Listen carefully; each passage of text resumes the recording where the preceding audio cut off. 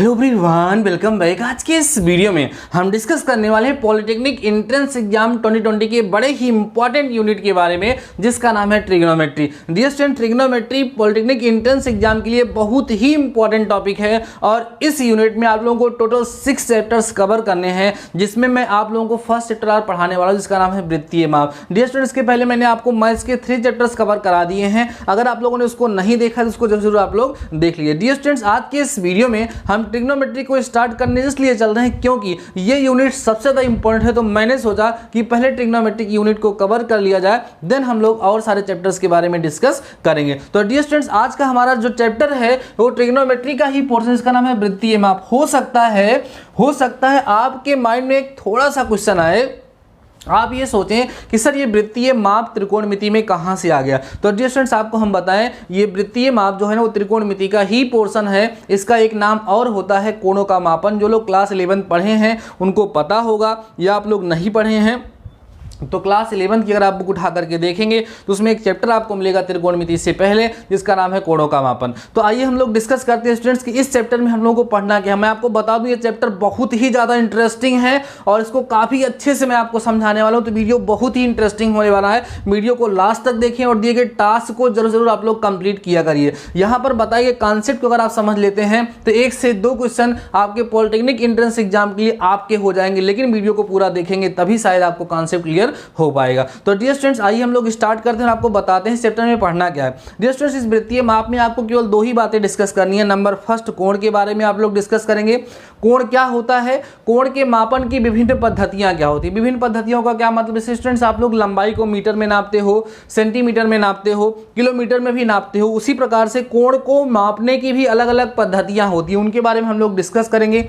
उनका आपस में कन्वर्जन सीखेंगे। जैसे आप मीटर को सेंटीमीटर में बदलते हो, वैसे ही कोणों के मापन की जो अलग अलग पद्धतियां होती हैं उनको भी आपस में बदला जाता है, उसके बारे में हम लोग डिस्कस करेंगे। ठीक है, उसके बाद यहाँ पर हम लोग बहुभुज के अंतःकोणों के योग के बारे में और ऐसे छोटी छोटी ट्रिक्स, छोटे छोटे कॉन्सेप्ट यहाँ समझेंगे, जिसका यूज करके हम लोग क्वेश्चन को सॉल्व करने वाले। तो डियर स्टूडेंट्स, वीडियो बहुत इंपॉर्टेंट है। आइए स्टार्ट करते हैं। सबसे पहले वृत्तीय माप, जिसका नाम है सर्कुलर मेजर। इसका फर्स्ट टॉपिक जो हमको डिस्कस करना है स्टूडेंट्स, वो डिस्कस करना है कोण के बारे में। एकदम आराम से समझते चलिएगा स्टूडेंट्स, जो भी बातें आपको बता रहे हैं ध्यान से समझते चलना।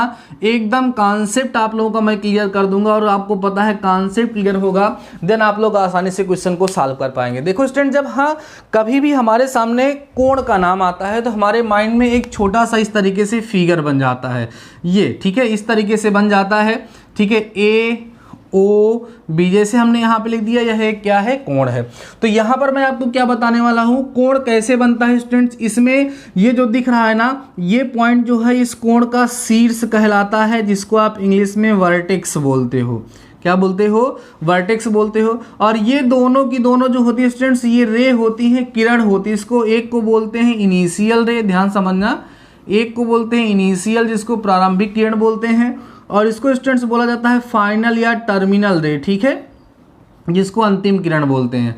तो यहाँ पर जो इनिशियल रे और फाइनल रे के बीच में जो झुकाव होता है स्टूडेंट्स, ये जो झुकाव आपको देखने को मिल रहा है, इसी झुकाव को ही हम लोग क्या कहते हैं, कोण कहते हैं। और जनरली इसको आप लोग थीटा से दिखाते हो। ठीक है, और आप इसको ऐसे भी पढ़ते हो कि थीटा जो है वो एंगल AOB होता है। इतनी बातें सबको समझ में आ गई।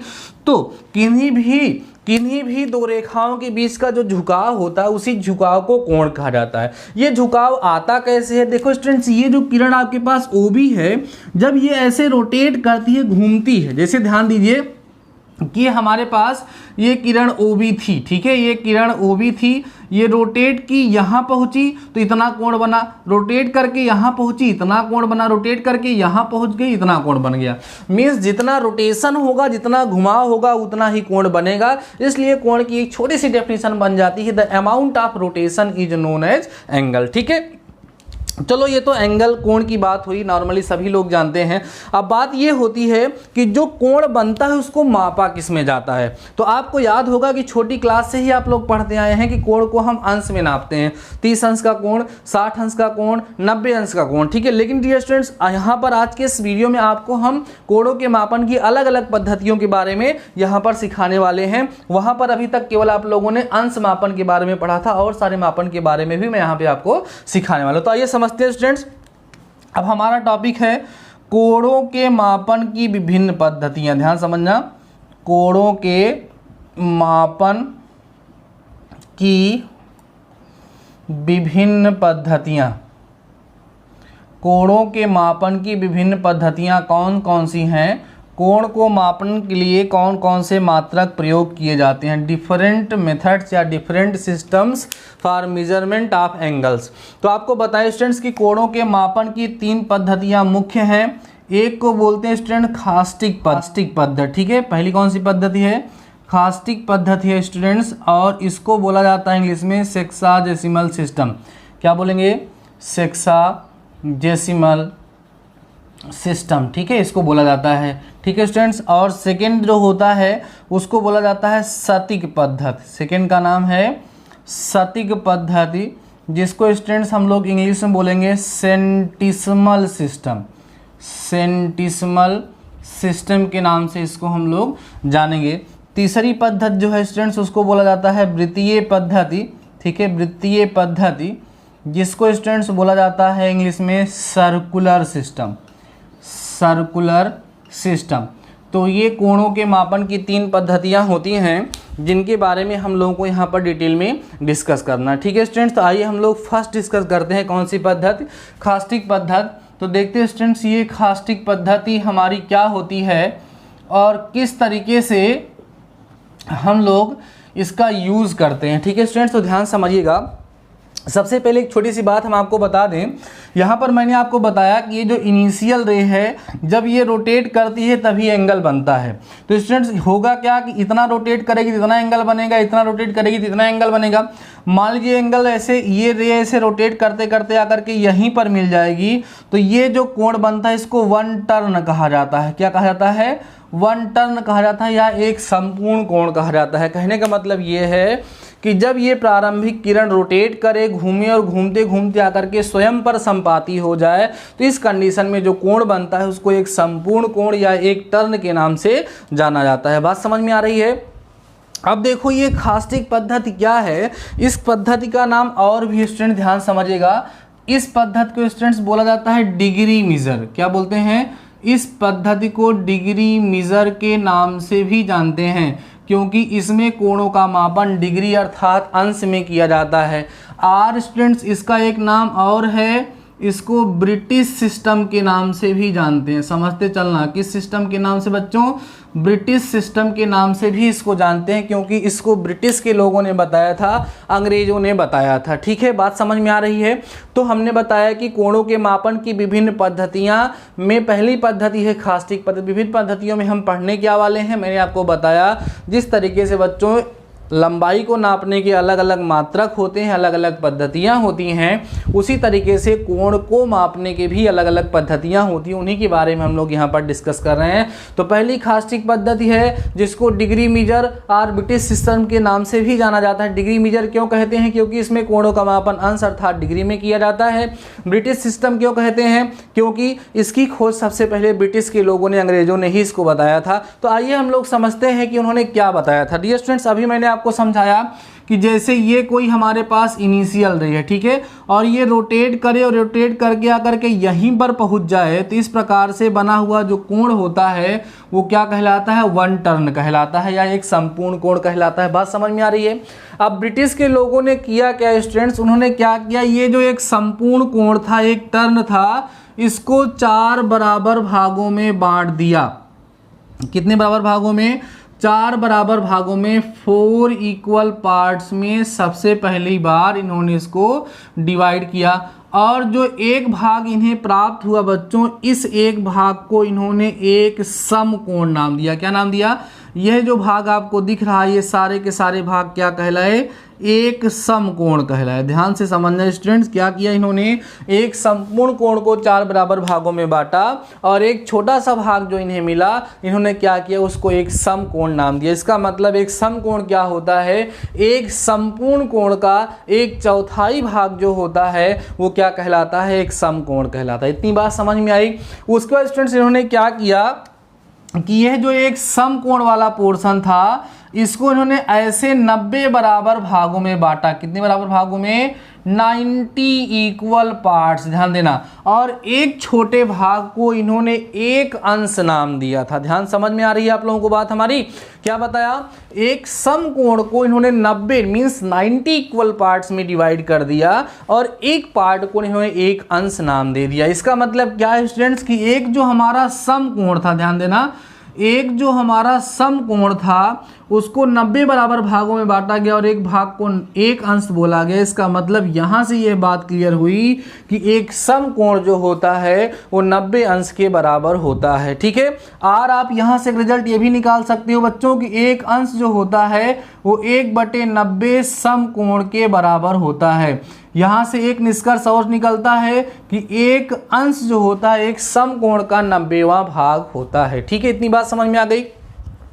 उसके बाद वो लोग शांत नहीं बैठे, ये जो एक अंश वाला भाग था ना, एक अंश वाले भाग को स्टूडेंट्स इन्होंने 60 इक्वल पार्ट्स में डिवाइड किया था। कितने इक्वल पार्ट में? 60 इक्वल पार्ट, 60 बराबर भागों में इसको इन्होंने बांट दिया और एक भाग को इन्होंने 1 मिनट नाम दिया था। इससे क्या क्लियर होगा? इससे क्लियर हो गया स्टूडेंट्स कि एक अंश जो होता है वो 60 मिनट के बराबर होता है, क्योंकि एक अंश को ही 60 भागों में बांटा गया था। मिनट को ऐसे एक डैश से दिखाया था, इसको क्या पढ़ेंगे? 60 मिनट, एक अंश बराबर 60 मिनट। ठीक है, इसके बाद भी लोग शांत नहीं बैठे। स्टूडेंट्स ने क्या किया, यह जो एक मिनट वाला पोर्शन था ना, इसको ने फिर से 60 बराबर भागों में बांटा। कितने बराबर भागों में? 60 इक्वल पार्ट्स में इन्होंने इसको फिर से क्या किया? डिवाइड किया और एक छोटा भाग जो प्राप्त हुआ स्टूडेंट्स उसको इन्होंने 1 सेकेंड नाम दिया। अर्थात आपको यहां से क्या मिलेगा कि 1 मिनट जो होता है वो 60 सेकेंड के बराबर होता है। सेकेंड का सिंबल ऐसे होता है, 2 डैश लगा करके वहां पर उसको दिखाया जाता है। बात समझ में आई स्टूडेंट्स? तो ये बातें आपको क्लियर हो गई होंगी। फाइनली इस डिस्कशन से आपको ध्यान क्या रखना है वो समझ लीजिए। ये तो मैंने आपको समझाने के लिए बोला, अब आपको नोट क्या रखना है जिसका आपको यूज करना है। सबसे पहली बात, खास्टिक पद्धति को किसने दिया था? ब्रिटिश के लोगों ने दिया था। इसको डिग्री मेजर क्यों बोलते हैं? क्योंकि इसमें कोणों का मापन अंश में किया जाता है। ठीक है, अब लास्ट में रिजल्ट आपको यही मिला है स्टूडेंट्स की एक समकोण, ध्यान देना, जो आपको याद रखना है, एक समकोण बराबर होता है किसके? 90 अंश के, और एक अंश बराबर होता है स्टूडेंट 60 मिनट के, और 1 मिनट जो होता है वो बराबर होता है 60 सेकेंड के। ठीक है, ये कॉन्सेप्ट तो मैंने आपको समझाने के लिए बोला। एट लास्ट इस सिस्टम के बाद आपको ये बातें ध्यान में रखनी है। तो ठीक है स्टूडेंट्स, अभी आप लोगों ने किसके बारे में डिस्कस किया? फर्स्ट कॉन्सेप्ट, फर्स्ट सिस्टम के बारे में डिस्कस किया, इसका नाम है खास्टिक पद्धति। अभी आप वीडियो को पास करें, इस कॉन्सेप्ट को नोट करें, देन मैं आप लोगों को बताता हूं स्टूडेंट बाकी दोनों सिस्टम, जिसका नाम है सतिक पद्धति, सेंटिसिमल सिस्टम, और वृत्तीय पद्धति जिसको हम लोग बोलेंगे सर्कुलर सिस्टम। देन हम लोग इनके बीच में रिलेशन को भी डिस्कस करेंगे। तो डियर स्टूडेंट, वीडियो को पास करें और इतने कॉन्सेप्ट को नोट करें। अब हम बात करते हैं स्टूडेंट सेकेंड सिस्टम के बारे में, जिसका नाम है कौन सा सिस्टम? सेंटिसिमल सिस्टम, जिसको हिंदी में सतिक पद्धति के नाम से जाना जाता है। इसके भी और सारे नाम होते हैं स्टूडेंट। सबसे पहला इसका नाम होता है स्टूडेंट्स फ्रेंच सिस्टम। ध्यान से समझते चलना, सारी की सारे कॉन्सेप्ट बहुत इंपॉर्टेंट हैं। ठीक है स्टूडेंट्स, सबसे पहली बात तो आप इसको समझिए, इसको फ्रेंच सिस्टम के नाम से भी जाना जाता है। उसका रीजन आपको समझ में आ ही गया होगा, क्योंकि इसकी खोज जो की थी वो फ्रेंच के लोगों ने की थी। और स्टूडेंट्स इसका और दूसरा नाम जो होता है उसको बोलते हैं हम लोग ग्रेड मीजर। ध्यान समझना, क्या बोलेंगे? ग्रेड मीजर के नाम से भी स्टूडेंट्स इसको हम लोग जानते हैं, क्योंकि इसमें कोणों का जो मापन होता है वो कहाँ किया जाता है? ग्रेड में किया जाता है। ठीक है, अब हम लोग देखते हैं कि इन फ्रांस के लोगों ने क्या किया था और किस तरीके से यूनिट बनाई थी। तो डियर स्टूडेंट्स, इन्होंने भी क्या किया, ये जो 1 टर्न वाला एंगल होता है इसको इन्होंने क्या किया? 4 इक्वल पार्ट्स में डिवाइड किया, जिस तरीके से ब्रिटिश के लोगों ने किया था। ठीक है, सबसे पहले क्या किया इन्होंने? 1 टर्न को 4 इक्वल पार्ट्स में डिवाइड किया। ध्यान देना, 4 इक्वल पार्ट्स में डिवाइड किया, और एक पार्ट को इन्होंने भी क्या नाम दिया? एक समकोण, एक राइट एंगल नाम वहां पर दे दिया। बात समझ में आई? क्लियर हो गया? इसके बाद स्टूडेंट्स ने क्या किया कि ये जो एक समकोण वाला भाग था इसको इन्होंने 90 बराबर भागों में नहीं बांटा बच्चों, इसको इन्होंने क्या किया? 100 इक्वल पार्ट्स में डिवाइड किया। How many parts? 100 equal parts में डिवाइड किया और एक जो छोटा पार्ट मिला उसको इन्होंने एक ग्रेड नाम दिया। क्या नाम दिया? एक ग्रेड नाम दिया स्टूडेंट्स। इसका मतलब क्या निकला आप लोगों को यहाँ से क्या निष्कर्ष निकला कि एक जो समकोण होता है, एक जो समकोण होता है वो 100 ग्रेड, ऐसे ग्रेड को ऐसे ऊपर पावर में जी लगा के दिखाएंगे, इसका मतलब होगा 100 ग्रेड। ठीक है, तो एक समकोण बराबर कितना होता है? 100 ग्रेड। और आप इसको ऐसे भी लिख सकते हो कि एक ग्रेड जो होगा वो 1/100 समकोण के बराबर होगा, अर्थात एक समकोण का जो 100वां भाग होता है उसको हम लोग क्या कहते हैं? एक ग्रेड कहते हैं। वहां पर फ्रांस के लोगों ने क्या किया था? इसको 90 इक्वल पार्ट्स में डिवाइड किया था, तो एक समकोण बराबर 90 अंश आया था, क्योंकि उन्होंने उस पार्ट को एक अंश नाम दिया था। इन्होंने क्या किया?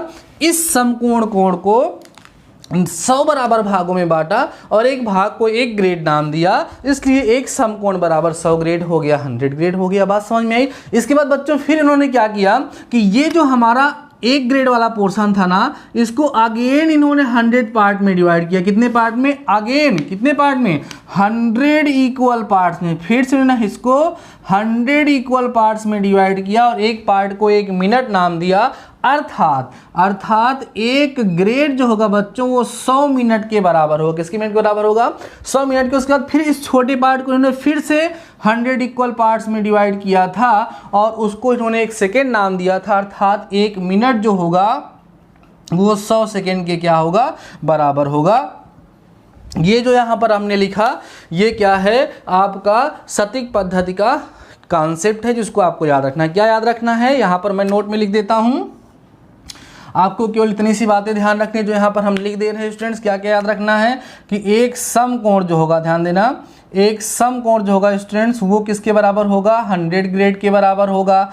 एक ग्रेड जो होगा वो 100 मिनट के बराबर होगा। एक मिनट जो होगा वो 100 सेकंड के बराबर होगा। किस कॉन्सेप्ट में? In case of centesimal system. तो 2 सिस्टम आप लोगों को समझ में आ गया। अब हम थर्ड सिस्टम की बात करते हैं स्टूडेंट, जिसका नाम है वृत्तीय पद्धति, जिसको हम बोलते हैं सर्कुलर सिस्टम। आइए समझते हैं कि ये वृत्तीय पद्धति क्या होती है और यहाँ पर क्या क्या हमें सीखना है। ठीक है स्टूडेंट, वृत्तीय पद्धति को हम क्या बोलेंगे? Circular system. ठीक है डियर स्टूडेंट्स, सर्कुलर सिस्टम जो होती है इसको रेडियन मीजर के नाम से भी जानते हैं। किस नाम से? रेडियन मीजर के नाम से भी जानेंगे, क्योंकि इसमें कोणों का मापन रेडियन में किया जाता है। ठीक है स्टूडेंट्स, आर इसको इंडियन सिस्टम, भारतीय प्रणाली के नाम से भी इसको जाना जाता है, क्योंकि इसको बताने वाले हमारे भारतीय थे, इंडियन लोगों ने इसके बारे में यहाँ पर डिस्कस किया था। तो वृत्तीय पद्धति हमारी थर्ड सिस्टम जो है इसको सर्कुलर सिस्टम कहते हैं, या इसको रेडियन मीजर कहते हैं, या इसको इंडियन सिस्टम भी कहते हैं। इंडियन भारतीय लोगों ने इसकी खोज की थी, इसलिए इसका नाम इंडियन सिस्टम हो गया। यहाँ पर कोणों का मापन रेडियन में होता है, इसलिए इसको रेडियन मीजर के नाम से भी हम लोग जानते हैं। आइए देखते हैं क्या बताया इन्होंने। बहुत ही सिंपल सा था। इन्होंने कहा कि जैसे हमारे पास ये कोई वृत्त है, ध्यान देना, जैसे हमारे पास ये कोई वृत्त है जिसका यहाँ पर केंद्र है और ये इसकी कोई त्रिज्या है, 2 त्रिज्याओं को ला करके इसकी परिधि से मिलाया गया। ठीक है, तो यहाँ पर एक चाप ए बी आपको दिख रहा होगा, इसको ऐसे दिखाएंगे चाप ए बी। ठीक है, और ये इसका केंद्र है।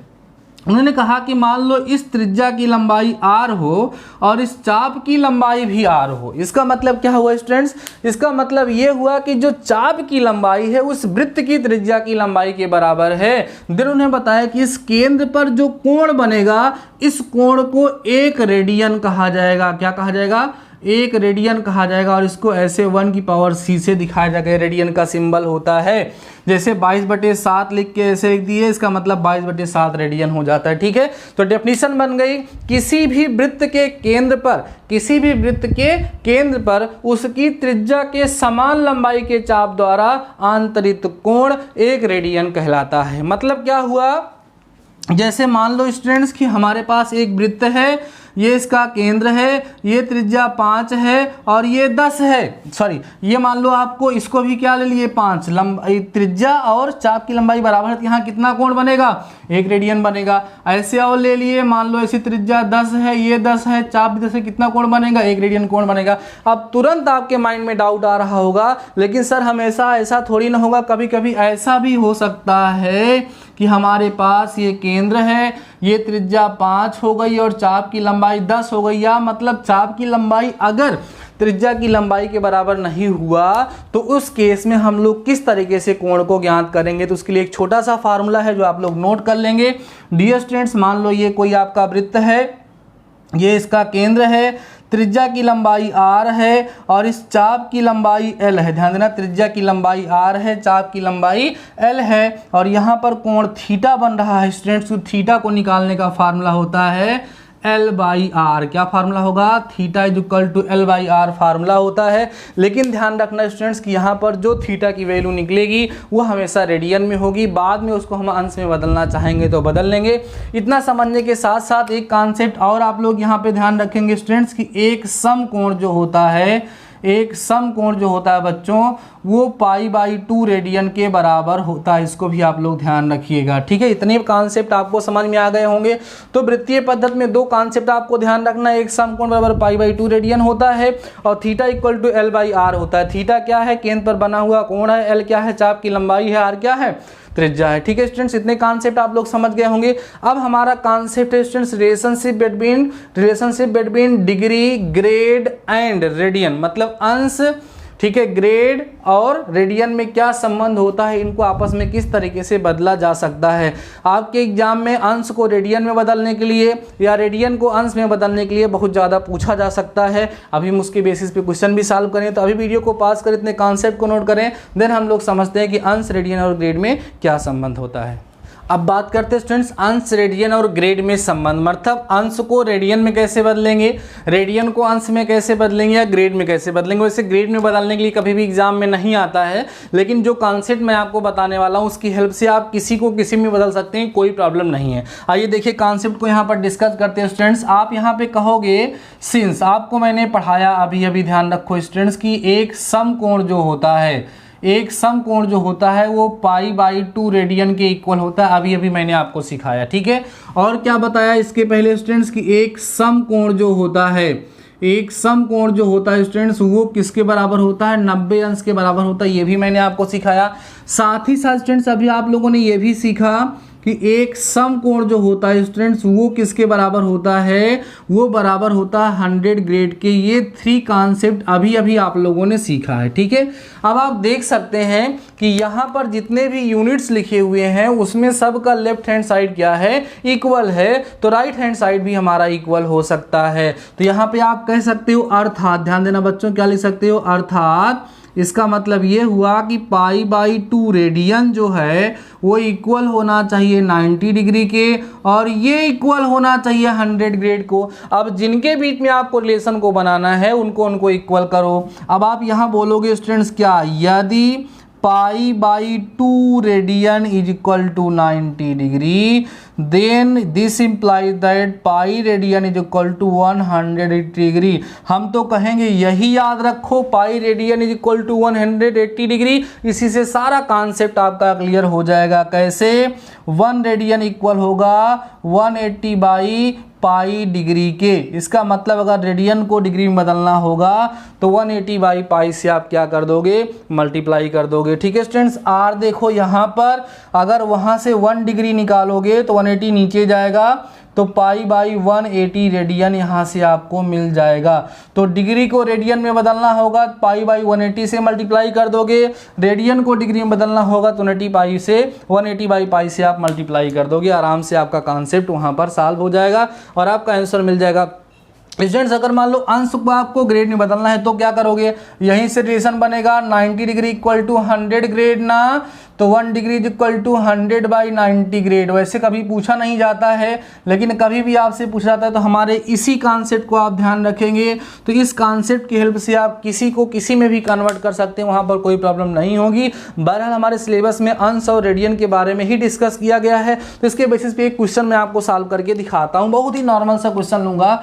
सपोज स्टूडेंट्स आपके पास 30 डिग्री का कोई एंगल गिवन है जिसको आपको रेडियन में कन्वर्ट करना है। ठीक है, तो अभी मैंने आपको बताया कि 1 डिग्री जो होगा वो π/180 रेडियन के इक्वल होगा। देख लो अभी अभी हमने आपको सिखाया कि 1 डिग्री इक्वल टू π/180। अगर आपको कंफ्यूजन होता है तो आप हमेशा ये याद रखो, मैंने बताया ना 180 degree equal to pi radian. Radian लाना है इधर कर दो, इसको लाना है इधर कर दो, तो आपको कितना निकालना है 30 डिग्री। तो क्या हो जाएगा स्टूडेंट्स π/180 मल्टीप्लाइड बाई 30। ठीक है, ये आपका इससे कैंसिल हो गया, 3 6 जा 18 होगा।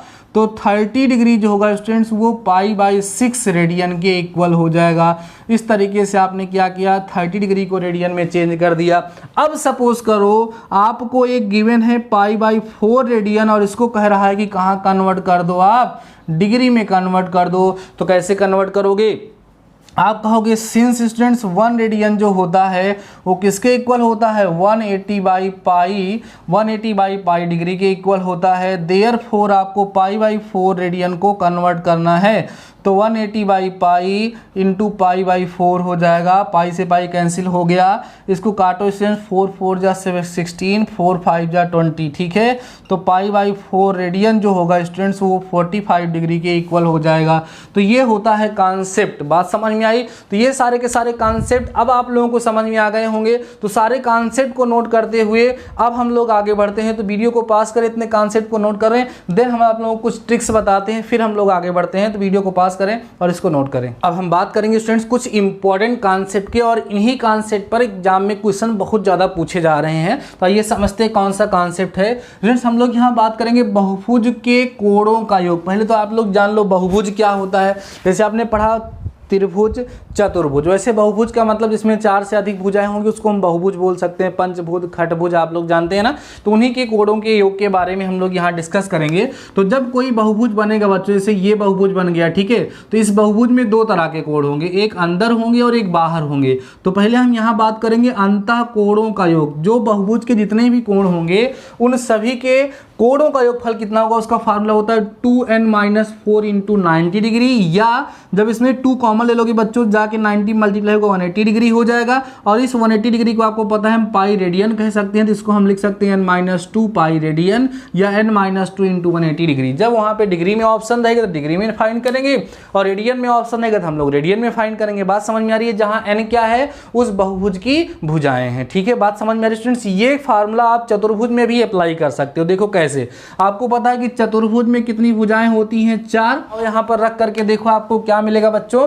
यहां जब आप पुट करोगे यहां पर 4 तो कितना आएगा, 2 इंटू 4 माइनस 4 इंटू में कितना 90 डिग्री। ठीक है, तो 8 में से कितना माइनस करोगे आप, 8 में से 4 माइनस 8 में से 4 माइनस करोगे तो कितना आएगा 4। तो 4 इंटू 90 करोगे तो देखो 4 9 36 360 अंश आ जाएगा। ठीक है, तो ये सबके लिए है। त्रिभुज के लिए भी फॉलो होता है, बस n का मान 3 रखोगे। चतुर्भुज के लिए 4 रखोगे, पंचभुज के लिए 5 रखोगे, जहां n क्या है भुजाओं की संख्या है। अब बात होती है बहिष्कोणों का योग। कोई भी बहुभुज होगा उसके बाहर जितने भी कोण होंगे इन कोणों का योगफल हमेशा 360 अंश होता है। या रेडियन में उसको आप 2 पाई रेडियन कह सकते हो, क्योंकि 180 जो होता है वो पाई रेडियन होता है, तो 360 जो होगा वो 2 पाई रेडियन हो जाएगा। ठीक है, प्रत्येक बहिष्कोण की माप निकालनी, 360 को भुजाओं की संख्या से भाग दे दीजिए, प्रत्येक कोण की माप आ जाएगी, जहां यहाँ पर हमने लिख दिया n भुजाओं की संख्या है। ठीक है, बात समझ में स्टूडेंट्स? ये बड़ा इंपॉर्टेंट कॉन्सेप्ट और है जिसपे डायरेक्ट कभी कभी एग्जाम में क्वेश्चन पूछे जा सकते हैं। घड़ी की सुइयां प्रत्येक 65 सही 5/11 मिनट बाद संपाती होती हैं। जो तीनों सुइयां हैं वो इतने मिनट के बाद दूसरे के ऊपर आकर के पहुंच जाती हैं। तो डियर स्टूडेंट्स, आज के इस वीडियो में वित्तीय माप के बहुत ही अच्छे अच्छे कॉन्सेप्ट आप लोगों को समझाया है। आशा करते हैं सारे कॉन्सेप्ट आप लोगों को समझ में आ गया होगा और सबको आप लोगों ने नोट करके एक नोट्स भी बना ली होगी। तो डियर स्टूडेंट्स, अभी इस नोट्स को भी आप लोग नोट करिए, देन हम इसके बेसिस पे कुछ क्वेश्चंस आपको प्रोवाइड कराते हैं। ठीक है, जिसकी हेल्प से सारे कॉन्सेप्ट एक बार रिवाइज हो जाएंगे और आपका चैप्टर अच्छे से प्रिपेयर हो जाएगा। तो pass the video and note down. ये स्टूडेंट्स कुछ क्वेश्चन हम लोग यहाँ पर सॉल्व कर लेते हैं।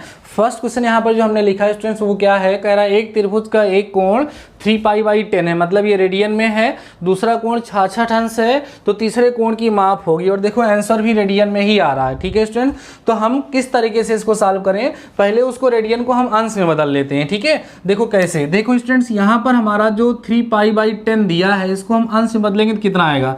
देखो मैं ट्रिक बता रहा हूँ, जहाँ पाई लिखा है वहाँ 180 लिख दो बस और सॉल्व कर लो। ठीक है, तो 3 इंटू 180 अपॉन स्टूडेंट्स कितना आएगा, 10 0 कर दिया, 18 3 54। ठीक है, 54 डिग्री तो हमें दो एंगल मिल गए, एक 54 है और एक कितना है 66 है।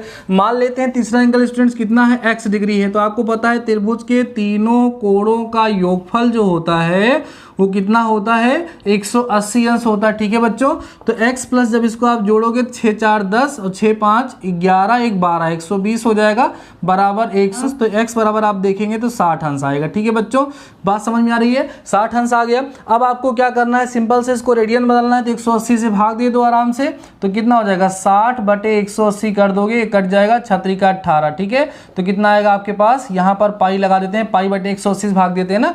यहाँ आपको कंफ्यूजन हो रहा है तो हमने आपको ट्रिक बताई थी ना कि अंश को रेडियन में बदलना है तो किससे गुणा करोगे आप, पाई बाई 180 से क्या कर दोगे, गुणा कर दोगे। ठीक है, तो आप करो इसको, कितना होगा 60 इंटू पाई बाई कितना बच्चों 180। ठीक है, 0 0 कट जाएगा, 6 का 18 मतलब पाई बाई 3 रेडियन आपका क्या होना चाहिए, आंसर होना चाहिए। तो ऑप्शन नंबर 20 स्टूडेंट्स यहाँ पर आपका क्या हो जाएगा, करेक्ट हो जाएगा। बात समझ में आ रही होगी आप लोग कैसे करना है। हमने क्या किया यहाँ पर कॉन्सेप्ट यूज किया कि त्रिभुज के तीनों अंतः कोणों का योगफल कितना होता है, 180 अंश होता है। एक कोण दिया था अंश में, एक रेडियन में, जो रेडियन था उसको मैंने अंश से बदल दिया, फिर तीनों कोणों का योगफल 180 अंश करने पर तीसरा हमें मिल गया जो अंश में मिला था, फिर उसको हमने क्या कर दिया, रेडियन में बदल दिया। सिंपल सा क्वेश्चन हमारा आ गया। इसको आप ऐसे भी कर सकते थे कि इस 66 अंश को आप रेडियन में बदल लेते तो तीनों का योगफल पाई के बराबर कर देते, पाई रेडियन के, तो डायरेक्ट आपका पाई में आंसर आ जाता। तो ऐसे भी आप लोग कर सकते हैं, कोई प्रॉब्लम नहीं है। अब देखो स्टूडेंट्स, अब देखते हैं स्टूडेंट्स सेकंड वाला, ये भी अच्छा क्वेश्चन है। कह रहा है एक समबाहुभुज का अंतः कोण बहिष्कोण से 144 अधिक है। ठीक है, तो एक काम करते हैं हम लोग, बहिष्कोण को स्टूडेंट्स यहां पर मान लेते हैं x अंश, तो अंतः कोण जो आपको यहां पर मिलेगा वो x धन 144 मिल जाएगा। अब इन दोनों का योगफल स्टूडेंट्स, अंतः कोण और बहिष्कोण दोनों का योगफल जो होता है वो हमेशा 180 अंश होता है, इसको आप ध्यान रखिएगा। तो क्या हो जाएगा स्टूडेंट्स, x अंश धन 144 बराबर हो जाएगा 180। ठीक है बच्चों, अब देखो स्टूडेंट्स यहाँ पे कितना आ जाएगा, 2x अंश, उधर ले जाकर 144 घटा करके देखोगे तो आपको 36 अंश मिलेगा। ठीक है, अब आप स्टूडेंट्स यहाँ से x अंश का मान निकालो, x अंश बराबर आपको 36 बटे 2 करोगे तो कितना आ जाएगा 18 अंश। ठीक है, अब आपको क्या पता चल गया कि यहाँ पर जो बहिष्कोण है बहुभुज का वो कितना है, 18 अंश है। ठीक है, क्योंकि 36 को 2 से भाग दिया तो 18 आ गया, तो 18 अंश बहिष्कोण होता है। अभी आपको फार्मूला एक बताया था हमने कि भुजाओं की संख्या को निकालना हो तो 360 बटे क्या करोगे, कोण करोगे ना, या अगर आपको कोण निकालना होगा तो क्या होगा 360 बटे भुजा करोगे। तो यहाँ पर आपको क्या पता है स्टूडेंट्स, देखो क्या पता है आपको, यहाँ पे कोण पता है और आपको निकालना क्या है, भुजा निकालनी है। तो 360 को आप कोण से माने 360 को आप किससे भाग दोगे, 18 से, तो 18 दूना 36 माने 20 यहाँ पर आएगा। तो भुजाओं की संख्या कितनी आ जाएगी, 20 आ जाएगी। बात समझ में आ रही है, सिंपल से कॉन्सेप्ट आपको समझ में आ रहे होंगे। अगला क्वेश्चन क्या है, कह रहा है 10 भुजाओं वाले समबाहुभुज के प्रत्येक बहिष्कोण का मान क्या होगा। 10 भुजा हैं, टोटल कोण आपको पता है 360 होता है बच्चों। 360 को आप क्या करोगे, 10 से यहाँ पर सिंपल सा भाग दोगे तो ये 0 कट गया, कितना आ जाएगा आपका यहाँ पर 36 अंश। स्टूडेंट्स क्या होगा आंसर, तो ऑप्शन नंबर सी जो होगा आपका ये करेक्ट हो जाएगा।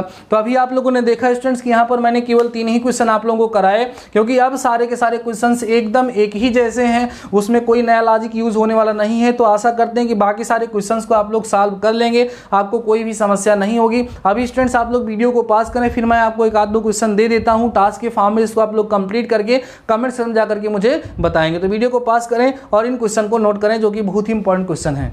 अब हम बात करते हैं स्टूडेंट्स आज के टास्क की। डियर स्टूडेंट्स, आज के टास्क में आपको केवल एक ही क्वेश्चन प्रोवाइड कराने वाला हूं। देखो वो क्या है, कह रहे हैं एक समबाहुभुज का बाह्य कोण इसके आंतरिक कोण का 1/5 है। बहुभुज के भुजाओं की संख्या आपको बतानी है, 9 होगी, 16 होगी, 10 होगी या 12 होगी। और स्टूडेंट्स ये क्वेश्चन पॉलिटेक्निक 2006 में पूछा भी जा चुका है, अभी मैंने इसके बेस पे क्वेश्चन कराया है। तो क्वेश्चन बहुत ही इंपॉर्टेंट है, इसको आप लोग करें, कमेंट सेक्शन जाकर के अपना आंसर बताएंगे। ऑप्शन के साथ साथ नंबर क्या आ रहा है वो भी आप लोग कमेंट सेक्शन में लिखा करिए। तो डियर स्टूडेंट्स, आज के इस वीडियो में बस इतना ही। शानदार रहिए, मस्त रहिए, पढ़ते रहिए। मिलते हैं नेक्स्ट वीडियो के साथ, तब तक अपना ख्याल रखिए।